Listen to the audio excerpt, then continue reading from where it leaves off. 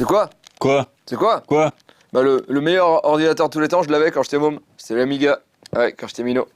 N'importe quoi, c'était l'Atari ST.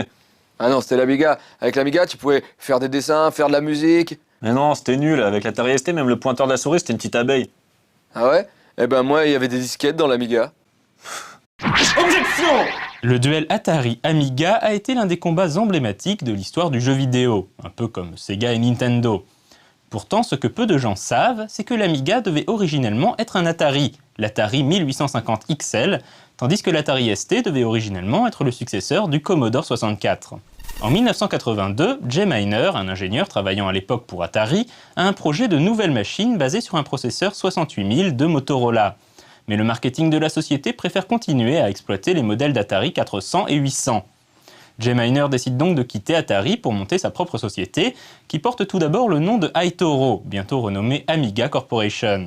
Au sein d'Amiga, Miner se remet au travail sur son projet de micro-ordinateur à base de chipset 68000. À l'origine, Atari continue d'ailleurs de financer le projet d'Amiga, qui porte donc le nom Atari 1850 XL. Pendant ce temps, le fondateur de Commodore, Jack Tramiel, se fait éjecter par le conseil d'administration de sa société en 1983. Il rachète peu après Atari à la Warner, mais elle apporte toute l'équipe de recherche et développement de la compagnie et les remplace par des ingénieurs fraîchement débauchés de chez Commodore. Pour succéder à l'Atari 800, il fait des offres de rachat d'Amiga et de son projet pour une bouchée de pain.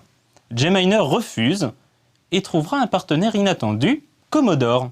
Comme Tramiel avait débauché ses ingénieurs, Commodore ne pouvait plus concevoir son successeur au Commodore 64 en interne.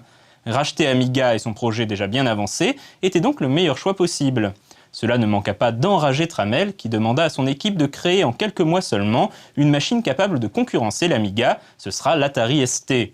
Si on en croit la légende, Atari tenta de tenir les délais en copiant l'architecture des Macintosh, ce qui vaudra au ST le surnom interne de Jackintosh. Au final, Tramiel fut doublement perdant, puisque non seulement l'Amiga lui fila entre les doigts, mais en plus il perdit tout le travail de recherche des ingénieurs d'Atari, et notamment les chipsets Rainbow qui s'annonçaient révolutionnaires et préfiguraient des évolutions que les ordinateurs ne connaîtraient finalement pas avant les années 90. Pour cette Minute du Geek, je tiens à remercier Cyril Lambin, car sans lui je n'aurais rien compris à cette histoire.